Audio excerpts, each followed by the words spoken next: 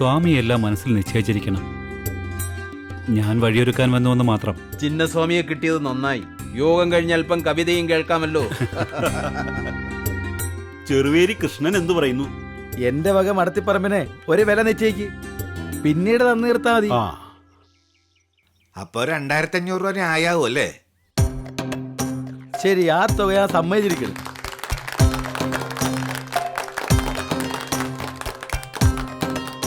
നേരത്തെ അഭിപ്രായം വന്ന പോലെ ശ്രീ ജ്ഞാനോദയയോഗം നേതൃത്വം നൽകിയാൽ മതിയാവും. സമുദായ അംഗങ്ങളുടെ നിർധനത്വം തടസ്സമാകുമോ? സ്വാമി പറഞ്ഞു ക്ഷേത്രത്തെ ഉണ്ടാക്കുമെന്ന്. എനിക്കൊരാശങ്കയുണ്ട്.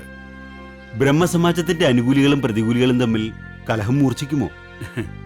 അതൊക്കെ സ്വാമിക്ക് വിട്ടേക്ക്. എത്ര ദീർഘമായ കലഹവും തീർക്കാൻ അദ്ദേഹത്തിന് ഒരു നിമിഷം മതി. ശിവഗിരിയിൽ വെച്ച് ആദ്യം കണ്ടപ്പോഴേ ഞാൻ കണ്ടു ശിവചൈതന്യ പൂർണിമ. കണ്ണെടുക്കാനേ കഴിഞ്ഞില്ല.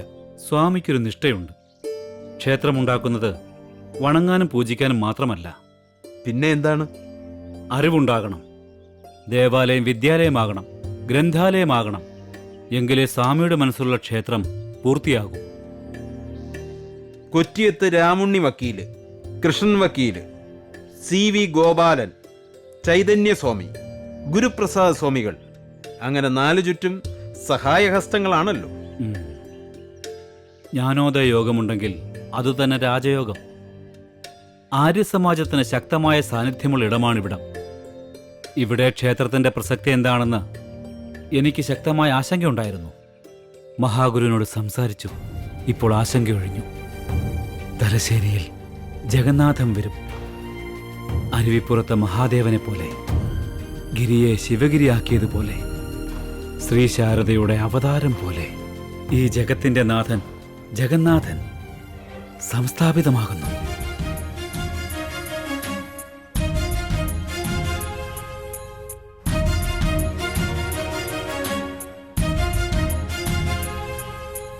നാരായണമൂർത്തേ ഗുരുനാരായണമൂർത്തേ, നാരായണമൂർത്തേ ഗുരുനാരായണമൂർത്തേ, ആരായുകിലന്ധത്വമൊഴിച്ചാതിമഹസ്സിൻ നേരാം വഴി കാട്ടും ഗുരുവല്ലോ പരദൈവം.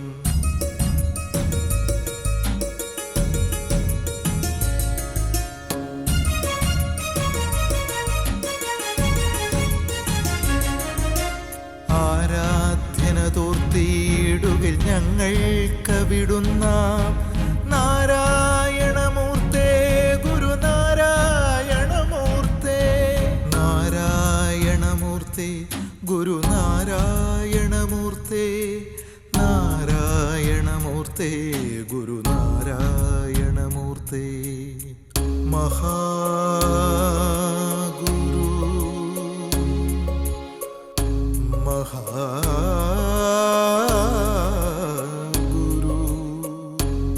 മഹാഗുരു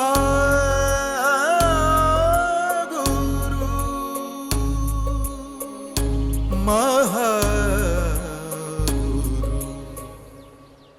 ഗുരു ഒരിടത്തും സ്ഥിരമായി തങ്ങില്ല. ഓരോ കർമ്മത്തിനും ഒരു ക്യാപിറ്റൽ അല്ലേ? ലക്ഷ്മിയുടെ നിരീക്ഷണം ശരിയാണ്. ഒരു ഋഷിവര്യന് എങ്ങനെ ഒരിടത്തു മാത്രം ഒതുങ്ങാൻ പറ്റും? ഓരോ കാലത്തും ഓരോ സ്ഥലത്തും ആദ്യം ഒരു തലസ്ഥാനം നിർമ്മിക്കും. പിന്നെ അത് കേന്ദ്രമാക്കി ചുറ്റുപാടും വികസിപ്പിക്കും. മരുത്വമല വിട്ട ഗുരു ആദ്യം അരുവിപ്പുറം, അവിടത്തെ കർമ്മം കഴിഞ്ഞപ്പോ ശിവഗിരിയിലേക്ക്. അവിടെ ഒതുങ്ങുന്നില്ല. ശിവഗിരിയിൽ നിന്ന് ഗുരു പിന്നെ അവിടേക്കാണ് ഇനി നമ്മുടെ യാത്ര. നേരത്തെ പറഞ്ഞ തലസ്ഥാനങ്ങൾക്ക് കീഴിൽ നിരവധി പ്രതിഷ്ഠകൾ, വിദ്യാലയങ്ങൾ, വായനാശാലകൾ, കർമ്മരംഗത്ത് പട നയിക്കാൻ പറ്റിയ നായകരെ കണ്ടെത്തൽ. ഗുരുവിന്റെ നിശബ്ദമായ പടയോട്ടങ്ങൾ കന്യാകുമാരി മുതൽ ഗോകർണം വരെ, തമിഴ്നാട്, കർണാടക, സിലോൺ. ആലുവയിലല്ലേ ഈ പെരിയാറ്? അതെ, ആലുവയിലെത്തുമ്പോ പെരിയാർ ആലുവ പുഴ എന്നറിയപ്പെടുന്നു. അപ്പോൾ പെരിയാറിന്റെ തീരത്തേക്കെന്നല്ലേ? നെയ്യാറിൽ നിന്ന് പെരിയാറിലേക്ക്. ആ, പരിവർത്തനങ്ങളുടെ ഒരു പെരിയാറ് തന്നെയാണ് ഗുരുവിന്റെ ജീവിതവും. കേരളത്തിന്റെ ഹൃദചക്രമാണ് ആലുവ.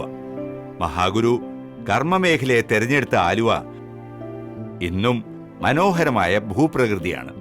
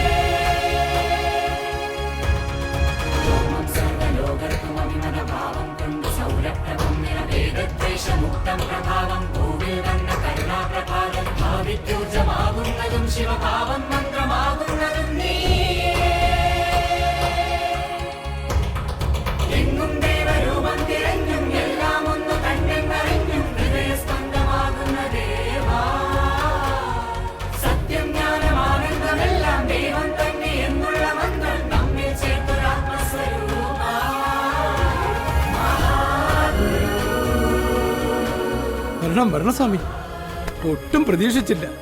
ഇരിക്കണം സ്വാമി, ഇന്നത്തെ ദിവസം കൊള്ളാം. വെള്ളം എടുത്തേ.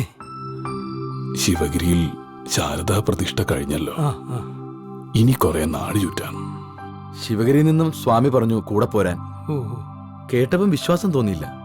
കാരണം ശാരദാ പ്രതിഷ്ഠ കഴിഞ്ഞ് 2 ദിവസം പോലും ആയില്ലല്ലോ. ശിവഗിരിയിലൊരു മാമാങ്കത്തിന്റെ ആളും ഒരുക്കങ്ങളും ഉണ്ടായിരുന്നു എന്ന നാടാകെ സംസാരം. ഇരുട്ടിനെതിരെയുള്ളൊരു മാമാങ്കം. നാം ഒരു നിമിത്തം മാത്രം, ബാക്കിയെല്ലാം സരസ്വതി കടാക്ഷം. കൈതക്കോണം കുന്ന് ശിവഗിരിയാക്കിയത് സ്വാമിയുടെ കൈപുണ്യം തന്നെ. എന്തൊരു പുരുഷാരം! മൂകാംബയിൽ ശങ്കരാചാര്യർ സരസ്വതിയെ പ്രതിഷ്ഠിച്ച പോലെയാണെന്ന പരക്ക സംസാരം. മലയാളത്തിന്റെ പുണ്യമാണ് ശാരദ, ജ്ഞാനത്തിന്റെ ശാരദ, ജ്ഞാനാംബിക. ശാരദയെ സ്വാമി പ്രതിഷ്ഠിക്കുമ്പോ കാണികൾ കണ്ണീരണിഞ്ഞു. ശിവഗിരി കുന്നിന് കീഴെ ഭക്തസാഗരമായിരുന്നു. വരൂ. സ്വാമി വെള്ളം കുടിച്ചാട്ടെ. ഇപ്പോ സ്വാമി എഴുന്നള്ളാൻ കാരണമെന്താണാവോ? ശിവഗിരിയിലെ കാര്യങ്ങളെല്ലാം അവരെ ഏൽപ്പിച്ചു. ഇനി അവര് നോക്കിക്കോളും. നമുക്കിരിക്കാൻ ഒരു സ്ഥലം വേണം. സ്വാമിയുടെ ഇഷ്ടം പോലെ എവിടെയും ആകാം. അതിനൊരു പ്രയാസമില്ല. അതെ.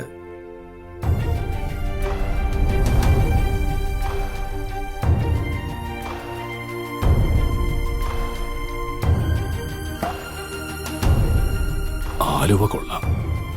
ശങ്കരനെ തലോടിയ പെരിയാറും ഉണ്ടല്ലോ. പണം വേണമല്ലോ. വസ്തു നല്ല വില കൊടുത്ത് തന്നെ വാങ്ങേണ്ടിയും വരും.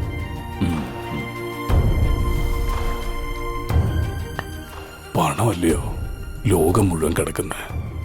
അതിനെന്താ പ്രയാസം? വസ്തു എഴുതി വാങ്ങാൻ ആളില്ലാത്ത പ്രയാസേ ഉള്ളൂ. കാറ്റടിക്കുന്നിടത്ത് മണവും വരുമല്ലോ.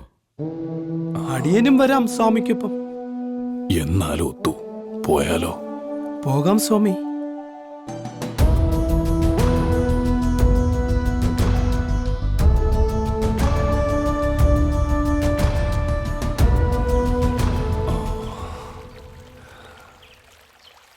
നിങ്ങളെല്ലാരും വന്നതിൽ സന്തോഷം. എന്തു തോന്നുന്നു? ഇന്നാണ് സ്വാമി അപ്പൂപ്പനെ കാണാനായത്. എത്രയോ നാളായി വിചാരിക്കുന്നു. നിങ്ങളെ കണ്ടാൽ അറിയാം. അറിവ് ഇവരാണ്. ദൈവദശകം ഞങ്ങൾ ചൊല്ലാറുണ്ട്. അത് ചൊല്ലുമ്പോൾ കൺമുന്നിൽ ദൈവം നിൽക്കും പോലെ തോന്നും. നിങ്ങൾ മിടുക്കരാണ്. ഒരു ചോദ്യം ചോദിക്കട്ടെ? ചോദിക്കണം സ്വാമി അപ്പൂപ്പ. എളുപ്പമുള്ള ചോദ്യമായിരിക്കണേ. വളരെ എളുപ്പമുള്ളതാ. ഇതിലും എളുപ്പമുള്ളത് ഉണ്ടാവില്ല. എളുപ്പം ചോദിക്കണം സ്വാമി. ശരി. അറിവിന്റെ നിറം എന്താണ്?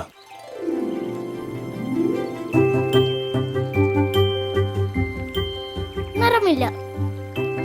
സ്വർണത്തിന്റെ നിറം. ആകാശത്തിന്റെ നിറം അല്ലേ സ്വാമി? വെളുപ്പല്ലേ സ്വാമി?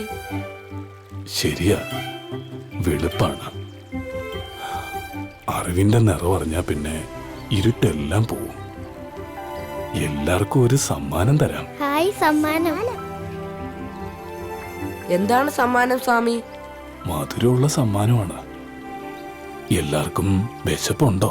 ഉണ്ട് സ്വാമി, നല്ല വിശപ്പുണ്ട്. എല്ലാവർക്കും മാമ്പഴം തരാം. ഹായ് ഹായ് മാമ്പഴം.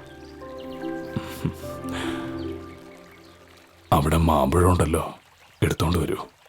ശരി സ്വാമി. അടുത്ത ചോദ്യം, അറിവിന്റെ മുന്നിലാണോ പിന്നിലാണോ ദൈവം? അറിയില്ല സ്വാമി, ഈ ചോദ്യം കട്ടിയാ. ഉത്തരം അറിഞ്ഞ എളുപ്പമായി തോന്നും. എന്താണ് സ്വാമി? അറിവ് തന്നെയാണ് ദൈവം. ഉം, ഉം.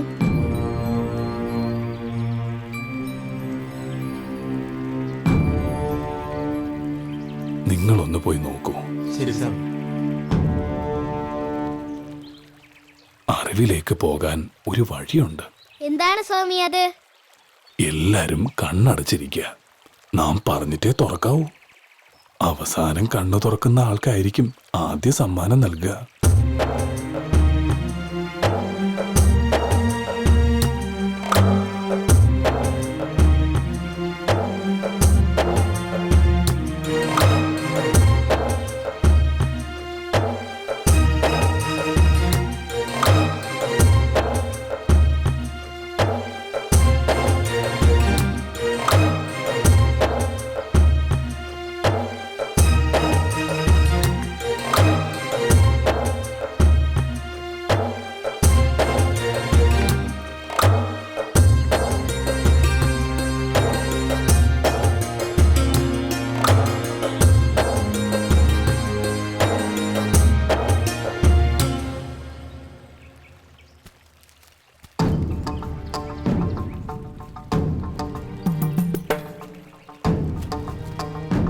ഏയ്,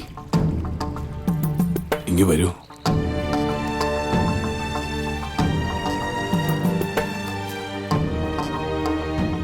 സ്വാമി, എന്താണ് ഇത്ര താമസം? കുട്ടികൾക്ക് കൊടുക്കാൻ കേടുപറ്റിയ മാമ്പഴം തിരഞ്ഞെടുക്കണ്ടേ സ്വാമി?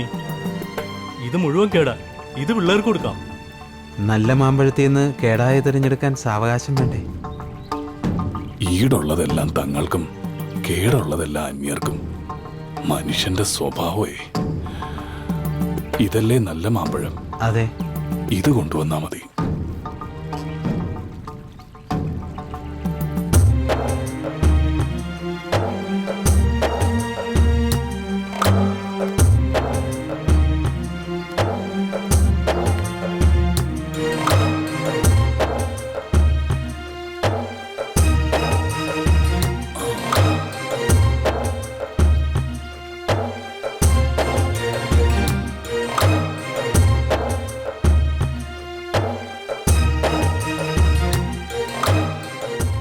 കണ്ണു തുറക്കൂ. ഹായ് മാമ്പഴം. ഹായ് മാമ്പഴം. വരൂ, എല്ലാരും വരൂ.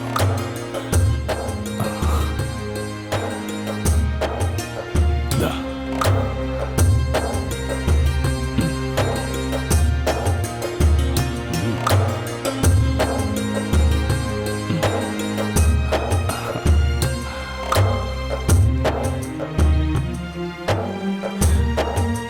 എങ്ങനെയുണ്ട് മാമ്പഴം? എന്തു രുചി, എന്തൊരു മണം, കൽക്കണ്ടം പോലെ.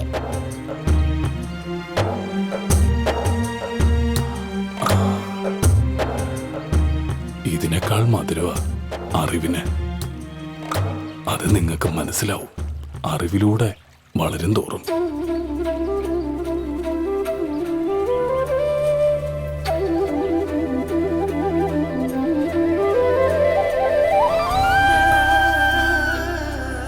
കൊള്ളാവോ?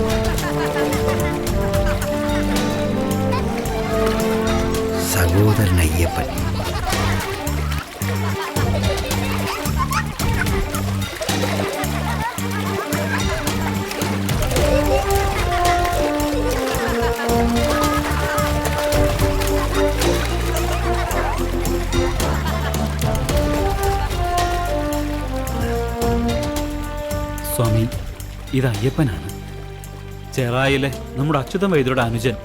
നമുക്കറിയാം. നമുക്കൊപ്പം ചട്ടമ്പിയും കുമാരവും അദ്ദേഹത്തിന്റെ വീട്ടിൽ അതിഥികളായി തങ്ങിയിട്ടുണ്ട്, ഇല്ലേ? അതെ. അദ്ദേഹത്തിന്റെ അകാല നിര്യാണം ഞെട്ടലായിരുന്നു. കുമാരന്റെ എന്റെ സ്നേഹിതന്റെ ദേഹവിയോഗം എന്ന കവിത അദ്ദേഹത്തെ പറ്റിയ മനസ്സിൽ വല്ലാത്തൊരു മുറിവ് പറ്റിയതുപോലെ. വൈദ്യരുടേത് ഊഷ്മളമായ സ്നേഹമായിരുന്നു. അങ്ങനെ കുറിച്ചു. പറഞ്ഞു കേട്ടിട്ടുണ്ട്. അയ്യപ്പന്റെ മുഖഭാവത്തിൽ ഒരു അഗ്നിയുണ്ടല്ലോ, കെടാതെ. ചവിട്ടി അരയ്ക്കുകയാണ്. എന്നിട്ടും പാവം പുഴുക്കൾ അറിയുന്നില്ല, പ്രതിഷേധിക്കാൻ കഴിയുന്നില്ല. അതാണ് വിഷമം. കാത്തിരിക്കുകയാണ്.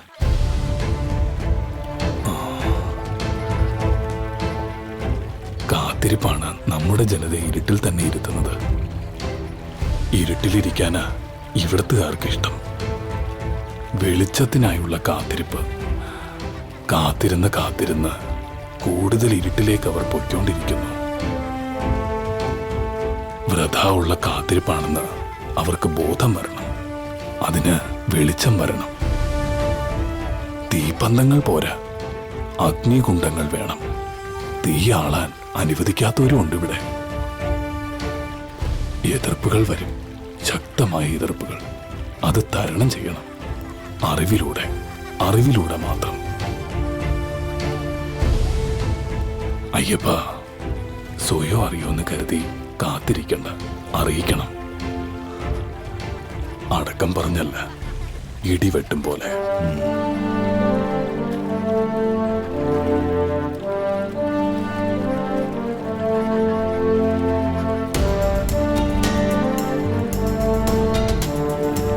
ഇവിടുന്ന് എന്തെങ്കിലും നൽകുന്നതിൽ അയ്യപ്പന് വിരോധമുണ്ടോ?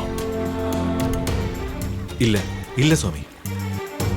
എന്നാ തിരുവനന്തപുരത്തേക്ക് പോകുന്നതിന് മുമ്പ് ഇങ്ങോട്ട് വരണം. ശരി സ്വാമി.